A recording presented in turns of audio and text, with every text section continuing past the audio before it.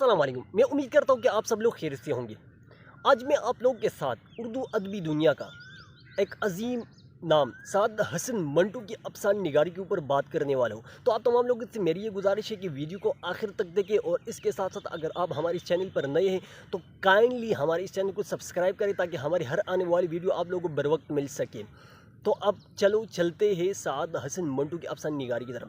سعادت حسن منٹو اردو ادبی دنیا میں ایک بہت بڑا مقام اور مرتبہ رکھتے ہیں، اور اس کی بنیادی وجہ انہوں نے اپنے معاشرے کی بھرپور انداز میں عکاسی کی ہے۔ یعنی انہوں نے جو کچھ دیکھا وہ بالکل وہی کی وہی سچائی کے ساتھ انہوں نے بیان کیا، اور اس کے ساتھ ساتھ اردو افسانے میں ان کو وہ مقام اور مرتبہ حاصل ہے جو اردو غزل میں مرزا اسد اللہ خان غالب کو حاصل ہے، اور نظم میں علامہ محمد اقبال کو حاصل ہے۔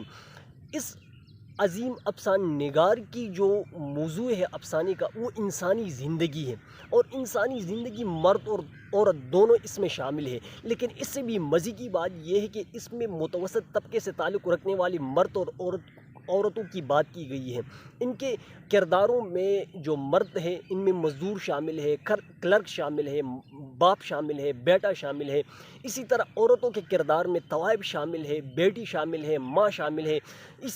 تو یہی متوسط طبقے سے تعلق رکھنے والے لوگ ان کے افسانوں کے کردار ہیں۔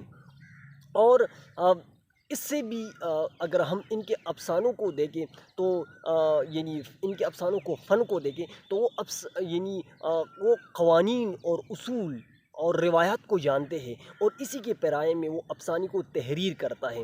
تو یہی وجہ ہے کہ ان کی افسانے کی جو فنی پختگی ہے وہ اپنی مثال آپ ہیں۔ اس کے علاوہ اگر ہم ان کے افسانوں کو دیکھیں تو اس میں وحدتی تاثر، ٹھیک ہے، اور اختصار پایا جاتا ہے، اور یہ افسانے کی ایک بنیادی عناصر میں شامل ہے۔ اور یہ منٹو کا کمال ہے کہ وہ اختصار کے ساتھ اپنے افسانے کو سم اپ کرتا ہے، اور وحدت تاثر میں ایک ایسا کردار پیش کرتا ہے کہ آپ سے سارا افسانہ بھول جاتا ہے، لیکن اس میں جو مین کردار ہیرو کا ہوتا ہے وہ آپ نہیں بھول سکتے، ٹھیک ہے۔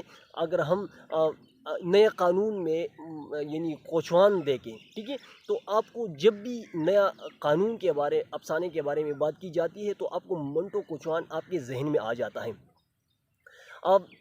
اب اس کے علاوہ اگر ہم دیکھیں تو منٹو نے اپنے پہلے افسانے کا جو طبیعت افسانہ انہوں نے لکھا تھا وہ تھا تماشا، اور وہ جلیان والا باغ میں جو خونین حادثہ پیش ہوا تھا اس کے تناظر میں انہوں نے لکھا تھا۔ پھر انہوں نے پہلا یعنی افسانی مجموعہ جو شائع کیا وہ شمارے کے نام سے شائع کیا 1936 میں۔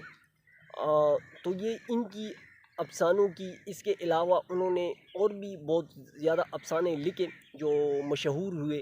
ان میں ٹنڈا گوش ہے، کالی شلوار ہے، توبہ ٹیک سنگھ ہے، نیا قانون ہے، اور بہت سارے افسانوں کے اوپر ان کے اوپر مقدمات بھی چلے۔ انہوں نے ان مقدمات کو بھی بھگتا، معاشرے کے اوپر ان کے اوپر مختلف الزامات بھی لگے، لیکن انہوں نے اس الزامات کا مقابلہ بھی کیا، اور آج تقریباً 55 برس بعد ہمیں یہ اندازہ ہوتا ہے کہ سعادت حسن منٹو کے اوپر جتنے الزامات لگے تھے وہ پروپیگنڈا اور غلط بیانی کی بنیاد کے اوپر ان کے اوپر مبنی تھے۔ جو کیسز تھے وہ بھی سیاسی بنیاد کے اوپر اور تعصب کی بنیاد پر بنائے گئے کیسز تھے جن کی کوئی اہمیت نہیں تھی۔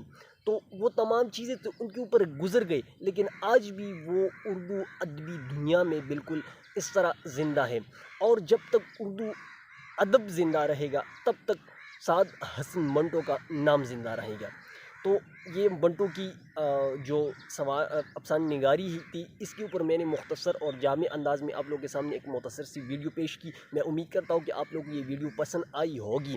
اس کے بعد انشاءاللہ میں افسانے کی تعریف کے اوپر ایک جامع انداز میں ویڈیو اس کے بعد پیش کرنے والا ہوں۔ اس کے بعد منٹو کا ایک افسانی مجموعہ ہے، خالی بوتلیں خالی ڈبے، اس میں کل 13 افسانے ہیں۔ اس کے اوپر فرداً ہر ایک افسانے کا ہم موضوعاتی جائزہ لیں گے اور ہم آپ کی خدمت میں پیش کریں گے۔ آج کے لیے اتنے کافی، والسلام۔